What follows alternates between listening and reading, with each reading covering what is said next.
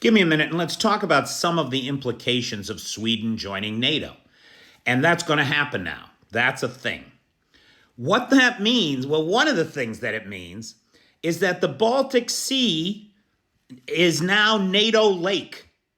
If you take a look here, the Baltic Sea, which Putin used to consider his Baltic bathtub, is now surrounded entirely by NATO countries, greatly limiting Russia's ability to use this body of water for the transport of weapons, for the transport of goods. They're going to be under, now, of course, NATO's not going to interfere with any legal transits. But when Russia pulls some shit, they're going to find themselves literally surrounded by NATO navies. That's reality. What else does this mean?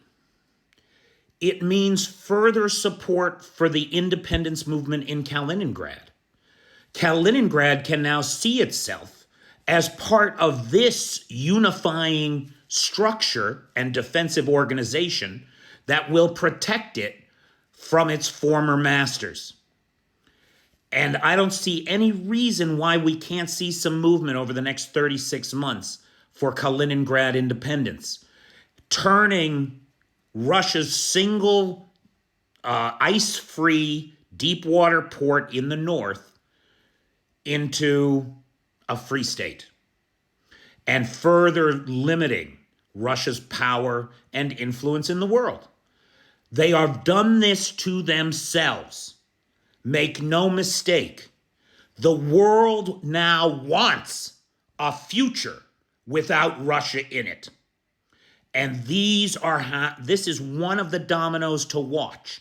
When Kaliningrad falls and Putin's power in the Baltic Sea is completely removed, that will mean we are on a path toward more dominoes falling and more or less and less influence for Russia in the world.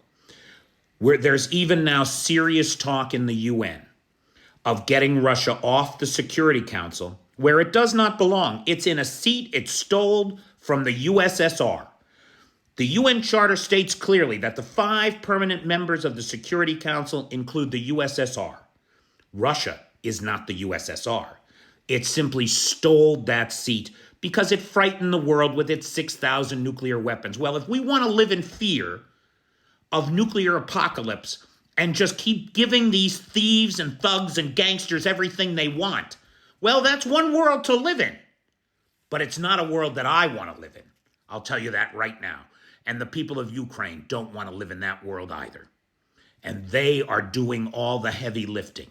They are the ones bleeding for a secure future, a democratic future, a future where people are free from the kind of tyranny that Moscow promises us all.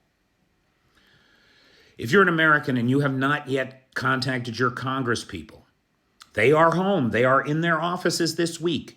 Give them a call. Make your voices heard. Vote yes on the foreign aid package and force Mike Johnson to bring it to the floor for a vote.